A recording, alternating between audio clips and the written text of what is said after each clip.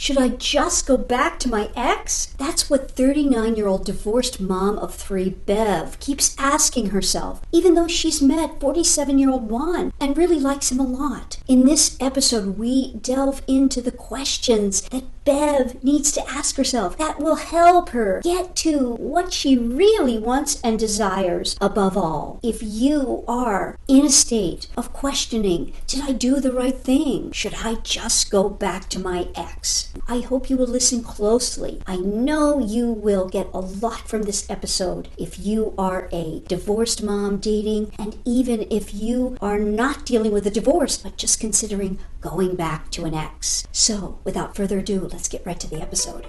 I'm so thankful for your advice. I love how intelligent and eloquent you are and still have love. And given me some great guidance and direction, and now it's up to me to execute it. I feel a lot better just working through it. I thank you so much. I feel like you already are instilling more confidence in me that this is possible. Sick of sacrificing or settling in your romantic life? Welcome to Make Him Wonder with Coach Paula Grooms, where women struggling in real relationships ask the expert. Unscripted, unfiltered, understandable coaching conversations to help passionate women succeed in love. Hi there, and welcome to Make Him Wonder. I'm your host, Coach Paula, a dating and relationship coach for women, licensed social worker, and author of the book, Why Won't He Commit? How a Man Decides to Make You the One. I coach you to find a potential Mr. Right, get an ex back, or grow an existing relationship with a man you truly desire, and learn how to inspire his continued interest for the relationship of your dreams so that you level up to the complete commitment you totally deserve. My guest today is 39-year-old divorced mom Bev, who is dating 47-year-old Juan. Several months ago, Juan asked Bev to be exclusive, and the two had sex. But Bev says that she didn't know that exclusively dating was different than being committed, and it's clearly different to Juan. After Bev came home from a girls' trip to Miami a few weeks ago, Juan seems to be withdrawing. Bev is not clear if it's Juan's current financial issues that are the cause of him retreating, or if the overall difference in their lifestyle, education, and income are at the root of the problem. Bev comes on Make Him Wonder today wanting my take on what she is looking at as her two options as a nearly 40-year-old divorced woman with 3 children. Should she consider rekindling things with her ex-husband who is educationally and financially successful, or keep dating and just lower her expectations? Welcome, Bev. Hello, thank you. Absolutely. I'm a bit sad to hear that you believe these are your two options, but I have to say I understand it. Okay. So I want to dive into what has happened that has gotten you to this place of feeling like those are your two options. And to that end, I want to ask you first, before we get into Juan, about your marriage and divorce. When did you get divorced? So we legally separated in 2019, and we've been legally divorced, like it finalized in 2021. So you've been legally divorced as of this recording for 3 years? Yes. And then you were separated for about 2 or 3 before that? Yeah, about 2 years before that, yeah. I see. In 2 years, yeah. How long were you married? We were married for almost, before the separation, the legal separation, almost 6 years. And are these 3 children his? Yes. My oldest is 10, then I have an 8-year-old, and then I have a 6-year-old. We married in 2013. Everything happened quickly. We were married by August of that year, and our son was born in February of the following year. So we were like a couple months pregnant when we got married. I see. So it sounds like a whirlwind. How did that happen so quickly? I'm not really sure how it happened so quickly. I just know I was new to California. I had just come from Ohio, and I got here, and it felt like California was, the Bay Area, at least for me, was like the land of milk and honey. I was a nurse, and, you know, I still am a nurse. And here, nurses make way more than what I was making where I was at. And there were all these guys in Silicon Valley. And, you know, I'm in the mix of all of this, you know, and I guess I'm a nice-looking woman. So, and I met him, and, like, I didn't know too many things about certain things, but he went to one of the best schools in the world. And he was a high earner. He owned, you know, his own home in one of the most expensive areas, the Bay Area. And he was ready. He was looking for a wife. You know, we spoke on the phone, and I was looking for a husband. He was like, I'm looking for a wife. I'm like, okay, well, I'm looking for a husband, you know. So it just kind of went from there, and he really wanted children, and I really wanted children. We felt like we were getting older. You know, like it took us a while before we even kissed, like months. Like we didn't even kiss for like 3 months, but we kissed and, you know, it went further than that very quickly, and we ended up pregnant within 2 months of us kissing. And it was just like, he was just like, okay, well, he said, how do you want the wedding to be? You know, so that was just like his response to me being pregnant. It's like, okay, well, we're getting married now. I mean, I don't know what else to say about it. That's just kind of how it went. Wow, that's quite the story. It's amazing. You say you did not kiss for 3 months. Did you meet online? We did. And how did it work out or come to pass that you did not even kiss for 3 months? So I think that maybe my situation is unique in the sense that because of where he was coming from culturally, and I also believe that I believe he was a virgin as well. So his head was in his books. I see. How old was he at the time? He was 28. His head was in his books. Yeah, he was 28. And do you mind disclosing what cultural background he comes from? Yeah, he's from Ghana. I see. Okay. Wonderful. So he was respectful and he wanted to take it slow, and you were good with that too? Yes. I see. Got it. So, were you in love?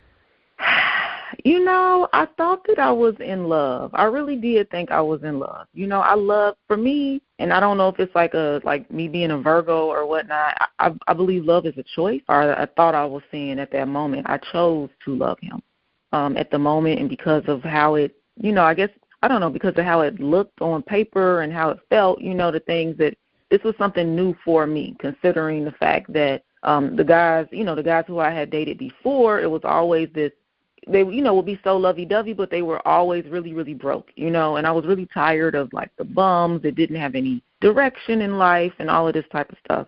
So I met him, and it would just seem like an extreme upgrade in so many different ways, and I chose to love him.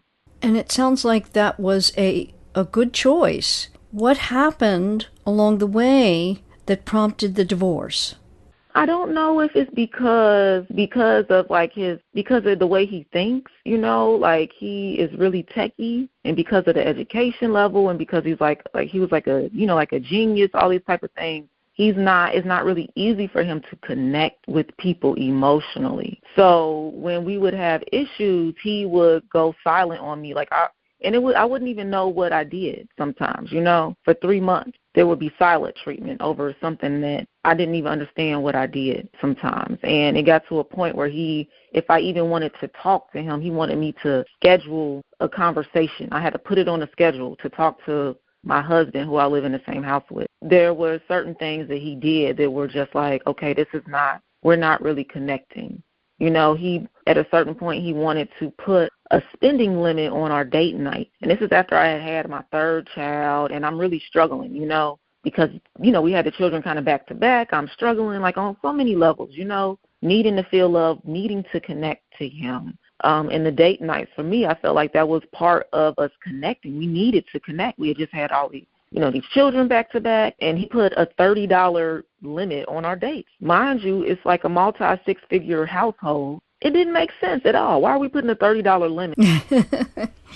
You know, and even in the beginning, our wedding bands came from Walmart, which made no sense considering the income level. You know, it made no sense. Like, why are our wedding bands from Walmart? And then at a certain point, like in our marriage, he stopped wearing his ring, you know, and I kept asking him, like, why aren't you wearing your ring? And he just kind of brushed me off about it, you know, like, oh, it bothers my finger, blah, blah, blah. And I don't think that he was, like, you know, sleeping around. Well, I'm going to just interject something here that I think you may have already come to understand. But in terms of the buying the rings at Walmart and the $30 limit on date night, when you know financially that doesn't really coincide with what he has, etc. If you consider where he came from and likely what he's seen in his life in terms of poverty, etc., it makes some sense. Is that the case, or did he come from a wealthy family? No, his family was not. Like, see, he comes from a royal family, but they were still very broke. So much so that his mom said that for his naming ceremony, they didn't even have money to buy the juice when he was born.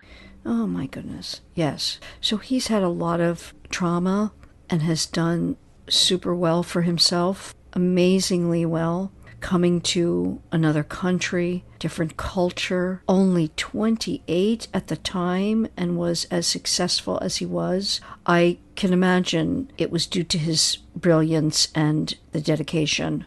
Yeah. Yeah. I'm sorry to hear that this was so difficult, and I understand how it would be very difficult. You were born in America? Yes.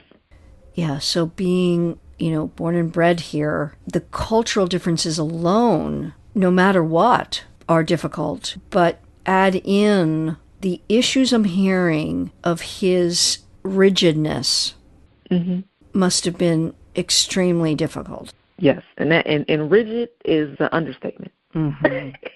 Yeah, so. Yeah. Mm-hmm. But you say now that you even think about going back. What are your thoughts and feelings around that? First of all, what is the situation with him and your co-parenting and the relationship you have now? We do well as co-parents. I don't have any issues. We just we're doing what's in the best interest of the children. They go to private school. If I tell him they need something, I don't have to, ask twice for most things. We're very cooperative. If he needs me to switch certain days because he has to do something for work, then I'm like, okay, we can switch those days, and it's vice versa. He'll do the same for me. So it's been very cooperative for the most part. So what makes you feel or think about going back? Well, since I have not been there, it's been rough out here. This is, and I do feel that in some ways, because of who I was married to, it makes it very hard for, like, anybody I date, if they learn anything about who I was married to, that they feel kind of small, if that makes any sense. Bev, it makes perfect sense. Yeah, I don't think I can do better than him, if that makes any sense. I don't think I can go further up. Not as a 40-year-old woman with 3 children now. I don't think I'll do better than that. Well, let's look at the word better. Because if you could have a man that could navigate the not being on par financially with your ex, but was warm, loving, fun, good father, smart, and made his own living in whatever way, would you be good with that? I would. Yes, I would. Yes. So in essence, would that be better? I do believe that it would be better for me, yes. Okay. So if I were to give you a choice between a man that I just described and going back to your ex, which would be better for you? The man that you just described, it would be better than going back. Okay, so there you go. Do you believe that scenario of that man is possible? I do. I do believe that it's possible. Great, because you need to believe it is possible, and we go from there. Ergo, Juan, how do you feel about him? Because it sounds like part of what we're dealing with is the issue we just described, but we need to find out, is he all those other good things, albeit he may not be as financially together? Well, it seems, I know that he has more emotional intelligence thus far. like I've observed him in many, in different situations. He's very much a family-oriented. He has been a really good father to his own children because he also has 3. His daughter, he's putting her through a really good college right now. She has 1 more year left. And his sons have both kind of followed in his footsteps. He's a diesel mechanic, and, he, according to him, he makes good money. He's proud of what he makes as a diesel mechanic. And his sons are both following in his footsteps. And it seems like he's the glue that holds his, extended family unit together. How did you meet Juan? I met him online. And how long have you been seeing him? So I guess it's going into month 5 now. Okay. And where are things today with him? Where are things? According to him, we are exclusive, and that we are moving toward being in a, a committed boyfriend-girlfriend situation. But it seems like his view of what a boyfriend-girlfriend relationship is what I would consider a marriage. So for him, it seems like he views that relationship, that commitment, is a marriage because he has never been married before. He was with the woman who he has children with for 12 years, but they never got married. But they lived together and, they had 3 children. To him, there's a difference in what we see certain things is. So for him, boyfriend, girlfriend is almost like even though his parents were married, all their lives, up until their death, it seems like he views that as, almost like a marriage. I see. Okay. So he's saying to you that you are exclusive. What does he mean by that? So what he means by that is that, we're not seeing other people, that I'm not dating anyone else, that he's not dating anyone else, that, of course, we're not having sex with anyone else. That is what he means by exclusive. Okay. But you, in our intro here, feel that that's different than being committed. Although you're seeing each other exclusively, you're not committed. What do you mean when you say committed? Well, for me, and I don't know if it's that I can't see in his brain and it's that things are just working different in his head than they're working for me. For me, the label does actually mean something, and that it communicates to others the seriousness of the relationship. I've met his family, his children, even the woman who he had children with, I've met them, and they consider me his significant other. But as he is, when I was being introduced to one of his friends on the phone asking for some advice around my car, I was introduced as his friend. And I think I have a trigger around that because I know so many women who have gotten pregnant by friends, in quotation marks, friends. And then these guys don't help with anything, they treat them poorly because it was a friend, so that being called someone's friend when we are more than friends is problematic for me. Yes, understood. So I'm confused about a couple of things. You say that you've met his family and even the woman with whom he had children, etc. How were you introduced to them, or what did they know it to be? He just introduced me by my name. And he made it a point to introduce me to everyone, kind of take me around and introduce me to everyone. And they just know me by my name. He just said, "This is Bev." Mm-hmm. And at the end, they were just like, "Okay, bye," Okay. Significant other. And just how he was, treating me during the event, they decided that I was his significant other. Right. Mm-hmm. So it's this one guy on the phone that you feel more triggered by, I would assume, because what I'm hearing is that he was relating via action. He brought you around, this is Bev, and then personally made introductions. He was showing you via action and showing them via action pretty much your relationship. Yes. Okay. But this man on the phone, he said friend. Did you ask him about that afterwards? or say anything about it? I didn't initially. No, I didn't say anything initially, but I did end up bringing it up like later when we had a conversation, just letting him know that, that I don't want to be introduced as his friend when, we're clearly more than that. Got it. Yeah. So tell me about that conversation. Yeah, well, I'm not really too sure what to say about the conversation, but when I told him, he just said that he understands and that, we're clearly more than just friends, and that was kind of really it. So he didn't give you any explanation as to why he used that term? No, not really. Not really. All right. So we need to get to where you are now with things. So it seems to me that you want to truly know where you stand with Juan, and heretofore, although it's only been 5 months, you haven't felt secure in where you stand with him. Am I right on that? Yeah, in some ways, yes.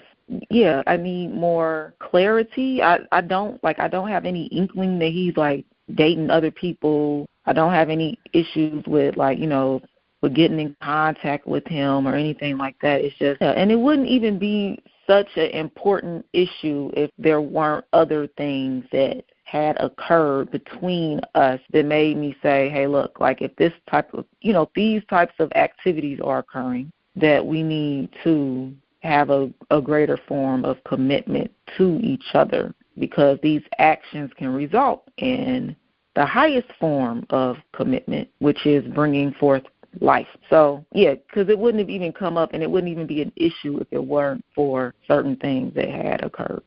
Okay, so now we get to it, and we need to hear a little bit about that so that I can help you navigate that. And you want to walk away today knowing what? What do you want to most know? Because I think we disavowed you of hopefully considering going back to your ex. Has that, can you take that off the table? I can. It's difficult because, we have the 3 children, and it's like, but I know he can't change. I know he is not going to change, and I don't want to do more months of silent treatment again. But it's difficult for me to take that off the table, but I will take it off the table. I hope you will, because the issues you're talking about may not be able to be changed.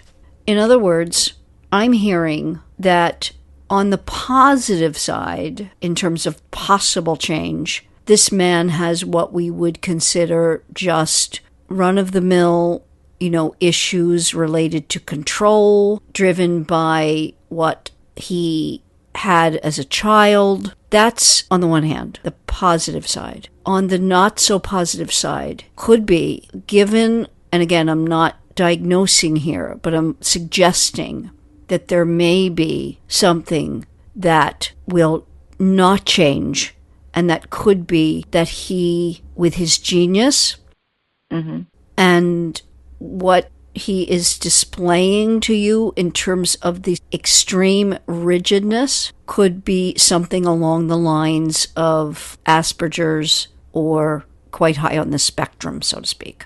Yes, yeah. So, yes, that's not going to change. Okay.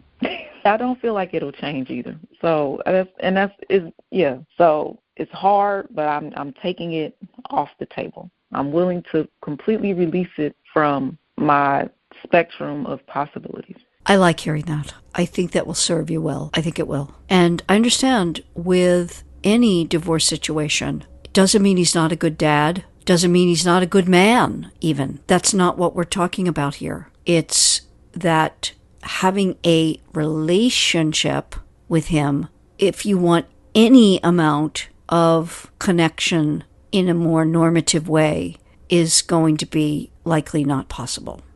Yes.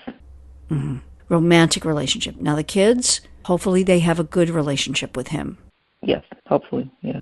Yes, but for you, you're telling me that you have a career that is good and that you can support yourself, and hopefully you have a good situation in terms of being financially taken care of for the children by your ex, and you have a good co-parenting relationship with him. Great. Mm-hmm. Now we look at someone like Juan, if you love him and you want this to go the distance, we need to get to what are the issues there that you believe are keeping you from that. And I want to do that when we come back.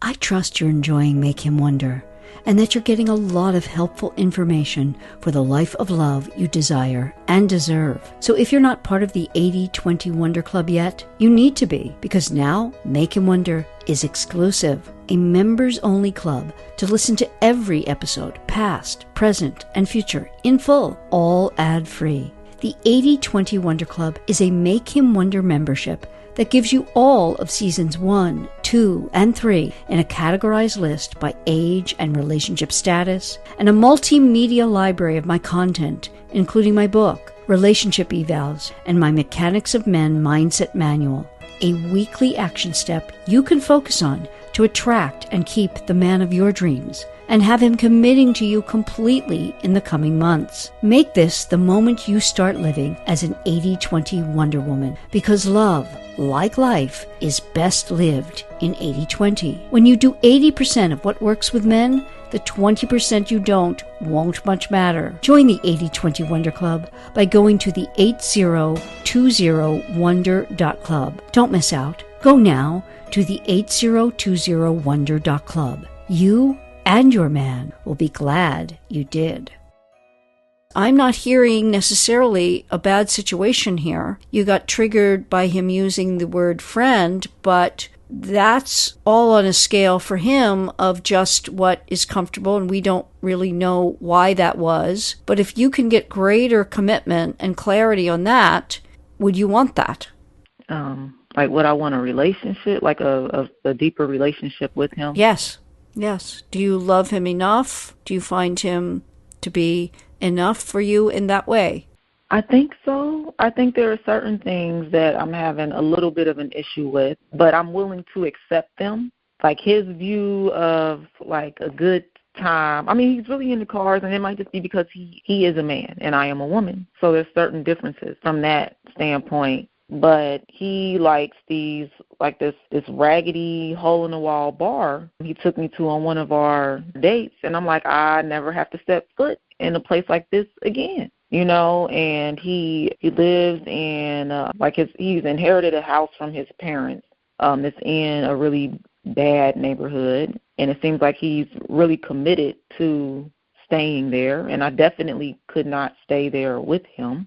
But outside of those things, and the way he dresses, he's almost 50, and this is all external stuff. So it's like it's not really big, terrible stuff. But I guess it just makes me wonder about other things concerning him. And I'm just trying to be open and just like, okay, he keeps reaching towards me, and when I say certain things to him, he does try to make changes to accommodate me, if that makes any sense. Like he is putting forth effort.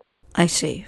Okay. What I'm thinking is that you have quite the dichotomy here. Your ex on the one hand and the life you led with him, and then Juan and his proclivities. I'm wondering if you have thought about that there will be something for you that's more in the middle. Okay. Yeah, and that might be it too, because it's just like I can't go from one extreme to, and I think that's it. You know, just what he thinks of as fun. There's a big difference between, because like I like luxury stuff, you know, and I can afford it even on my own without any help. But it seems like he prefers not to do the luxury thing, and yeah, just the commitment to living in a really bad neighborhood where he has to tell people to move out of his yard, and, you know, all of the different things that go with that. Yeah. Yeah. So I'm wondering for you what it is in terms of your stuff, so to speak, that has allowed you to get into the situation. The situation with Juan?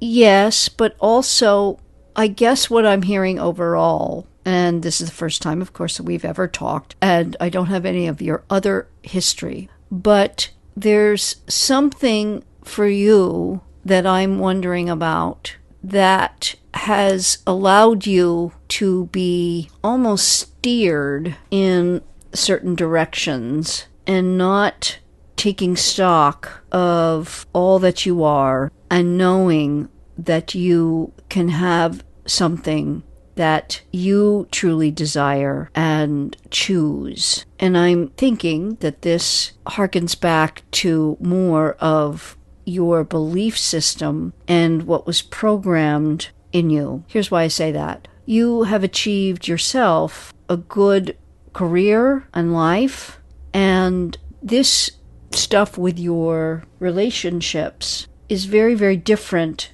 than the self-concept you have in terms of being career Bev and all that you know you can achieve and deserve in that area of life. And this is for all of us, because our programming mostly deals with our deserve level related to love relationships.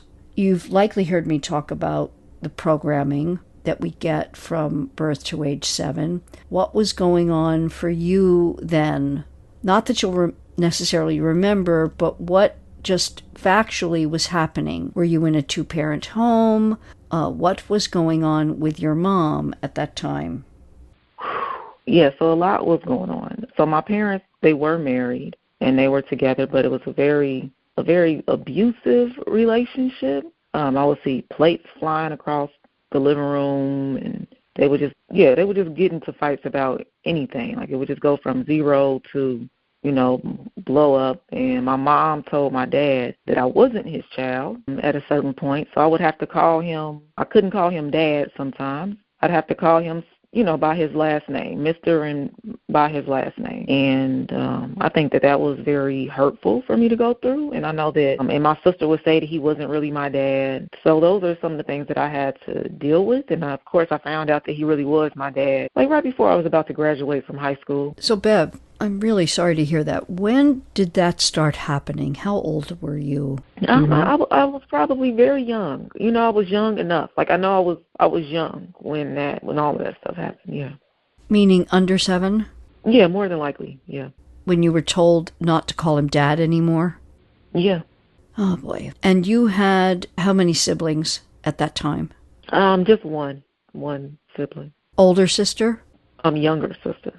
Younger sister? Mm-hmm. And was she the daughter of your father as well? Yes.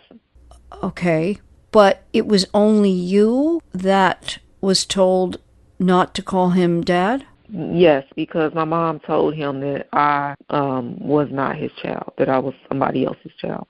Oh, my goodness. Yes. So we're getting to something here. That's very traumatic. Right now, as the adults we are, we can conceptualize all of it, understand that it had nothing to do with you, that it is abusive, all that we can rationalize about it. But when it was happening to you without your adult knowledge and the psychology of a child, which all of us, no matter what, no one escapes this, when we are less than 7 years old, whatever happens to us, we interpret and connote as that we are the cause of it. So it wasn't that this was a messed up situation that you were the victim of. You interpreted it psychologically, which all children do, as you were the cause of it. Something intrinsically about you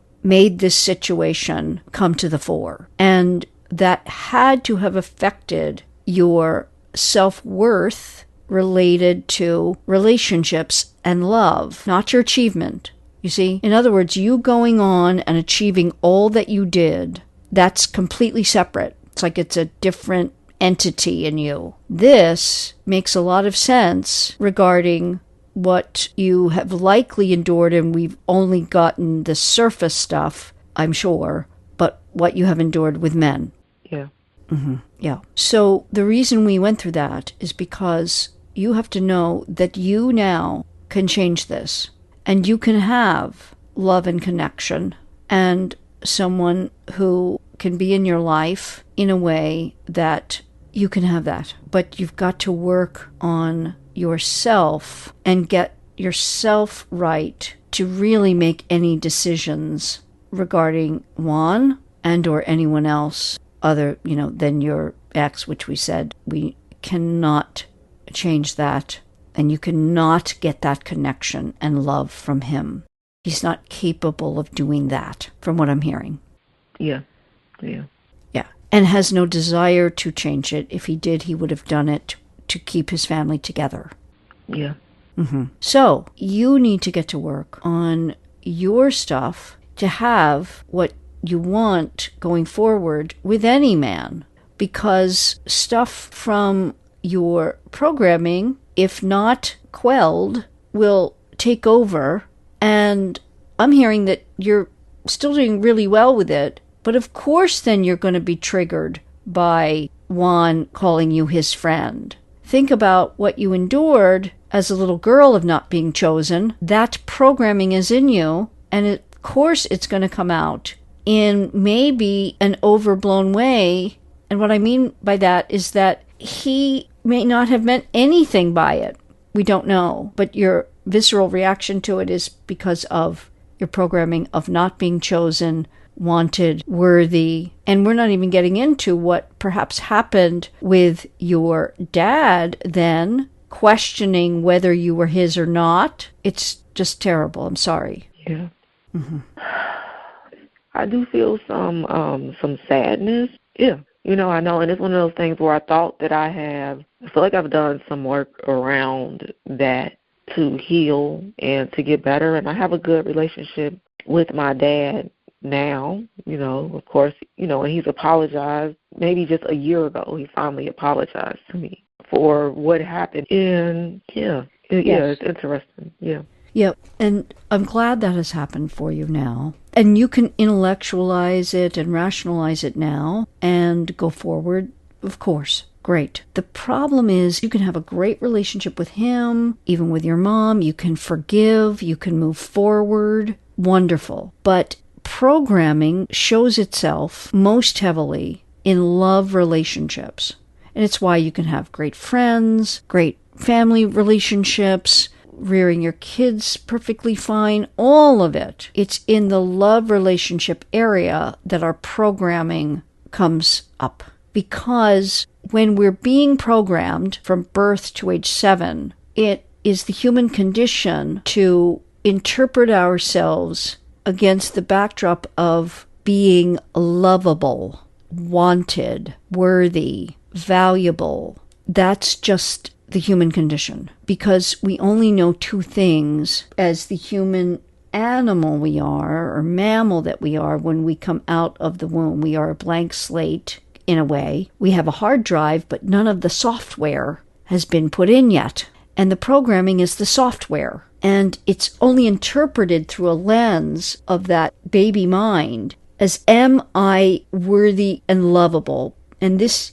starts because if I'm not loved by that main love figure, mostly mother, and tangentially father, I will not survive. I must be loved and wanted, or I won't survive. We only know that, and we know how to suckle. That's it. So everything that goes into us from our environment, outside world, everything that is done, said, intuited, all of it is interpreted through the lens of, am I worthy enough? Am I enough to survive? And that's how profound it is. So that is in your subconscious for each of us. It's there and only is triggered in love relationships. We are programmed by age 7 with that self-concept of our worth, value, all of it. And then we start seeing the world through that lens, and we invite people into our lives that are seen, felt, interpreted as what love actually is. So it doesn't surprise me that your ex-husband likely showed you these things of how he might be treating you even before marriage, potentially, but also why you stayed and had the 3 children because you didn't have in your programming anything other than what we just talked about. Mm-hmm. Does that make sense to you? Yeah, it makes a lot of sense. Yeah, it does make a lot of sense. But I know, like, yeah, I saw things before, but it was almost like it was too late when I saw things. But I could have just taken my, I was already pregnant, I think, by the time I started seeing certain things. But I didn't have to marry him. I could have, gone back to my hometown and just had my child. But I felt like I didn't want to be seen in a certain light. Right. I didn't want to be a statistic. Yes. So I had to marry this man, even though he showed me a lot of things about how I would be treated. Yeah. Right. So your 3 children, great. They're going to be great. They're taken care of. You've done a great job with that in terms of your career success, and also your ex who's going to be helping with that and providing for them. Great. Now you can set about having the relationship that you know you deserve, but that your programming likely has kept you from having. When you free yourself from that, when you know your own worth and value in this way, and you change the programming of what love is, because each of us have a belief system of what love is, not what the dictionary says it is, not what society says it is, but actually what was programmed in us to know that it is. We've got to change it to what we want it to be by our self-talk, by our overriding the programming from our conscious mind through repetition, just like it was through repetition that we got programmed. We can do this, and you can do it, and you can have more of what you want. It doesn't have to be on either end of the scale. It can be more in the middle. We also don't know if Juan can move more towards what it is that you might want. And why I say that is that even though he's saying about the house that he has in the terrible neighborhood, of course, yes, you're not going to go there or take your kids there. Why would you do that? Mm-hmm. But through him, perhaps if you love and care about him enough, you can start to guide him in a way that he will not feel emasculated. He may change and want more towards what you want if he starts to feel enough. I don't know that he does. Okay. Yeah, but that's going to take some doing on your part. First and foremost, for every woman, you have to get to the place of knowing all that you are, all that you have, all that you're able to give, and not just intellectually, but down deep. And that's done by overriding the programming. And then you'll know more about Juan, and you will know more even how you feel about him. Because I'm not sure you're really clear on how you feel about him. Yeah, I'm not. Yeah. And that makes sense, because you're wrestling with a lot. It's like you have an angel on one shoulder and a devil on the other. And the angel is your consciousness, your rational, intellectual awareness.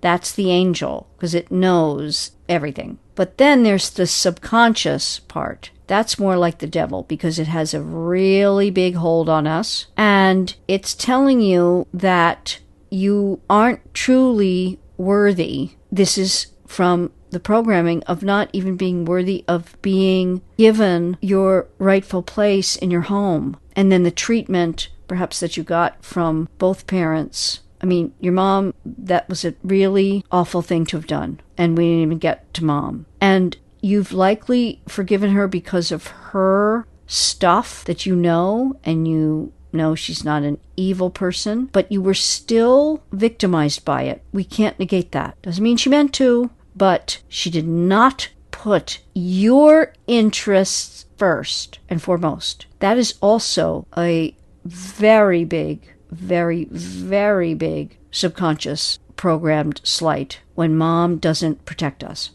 Yeah. Mm-hmm. So you have done so well in your life. You have to know that. And this is the last part of it that's going to have you have the real love and happiness you deserve. You have to get to this point of recognizing it, knowing it, and setting about changing it so that you can have all you deserve. Everybody has to get to that point when they have had trauma such as yours. We need to call it what it is. It just is. Yes, we can intellectualize it and conceptualize it now as the adults we are, but that child, it was trauma.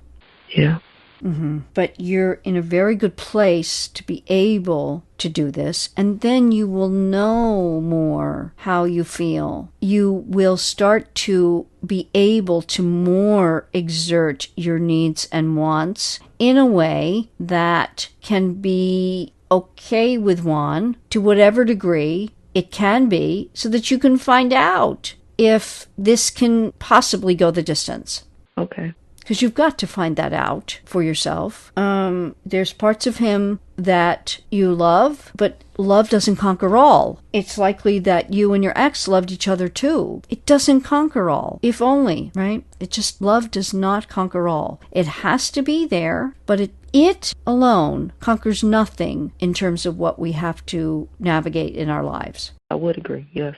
Yeah, and that's why you say it's a choice. Love is a choice. It's actually a whole host of things. And I think what you're saying is that you make the choice whether to step into it or not, or to go with it or not. And I can totally understand why you chose to with your ex-husband. Because like you said, it seemed to be a very good, rational choice. Mm-hmm. It made a lot of sense. You wanted children, you wanted the same things, all of it. Now, as you've grown, and I'm glad you did not stay in that quite abusive situation. It just was. The withholding, the not speaking to you, having to make an appointment to talk to him, etc., the control. Give yourself kudos for having gotten out of that. Listen, it's always sad for a divorce situation with children involved. I'm not negating that, and I'm not pro-divorce. But because we're dealing with something likely that cannot change, you didn't have much of a choice. And you, the part of you, the strength in you that said, I'm not going to continue to have that kind of abusive situation. That's good. That's great. You want your children to see that. You would not want them to be seeing something less. Yes.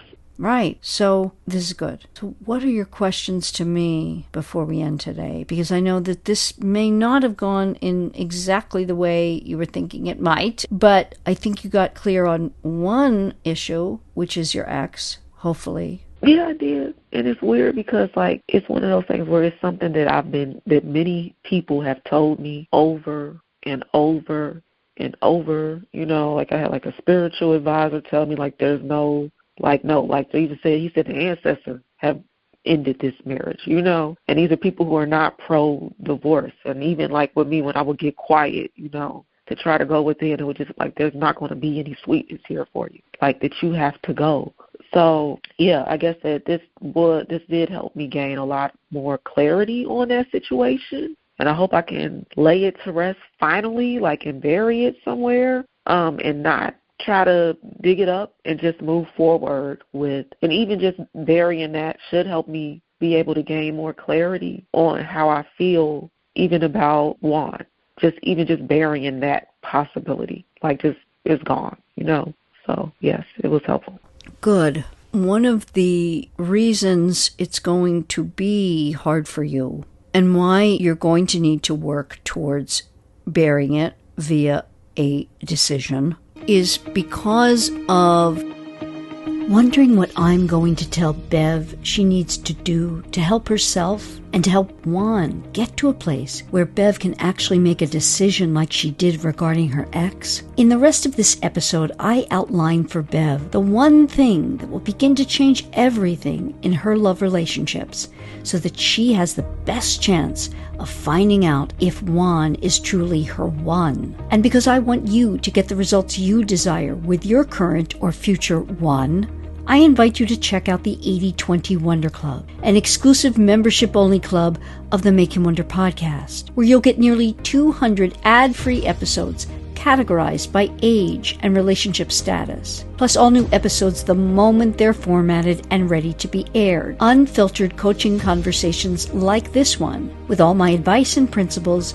to have you succeeding in your romantic life. And there is more. The 80/20 Wonder Club includes my Making Magic with Men Mindset Manual, a video series of mindset and mechanics practices for you to do at your own pace. It alone is valued at over $500 and is all yours as a member. Join monthly and cancel at any time, or save by committing to a 6 or 12-month membership. And not only will you save by committing to more, you'll receive a coaching-intensive experience where you'll be talking to me in a conversation like you just heard. You choose the date anytime during your 12-month membership, and I'll be answering all your questions on getting what you desire and deserve in your love life. Check it out at the 8020wonder.club and join us, as that is the only way you'll be able to hear the steps Bev needs to take to free herself of self-doubt and doubts regarding her decision about Juan. Don't miss out on how to make your man wonder in the right way to have the divine right results you desire and deserve in your romantic life. Go now to THE8020WONDER.CLUB. That's the 8020wonder.club. You and your love will be glad you did.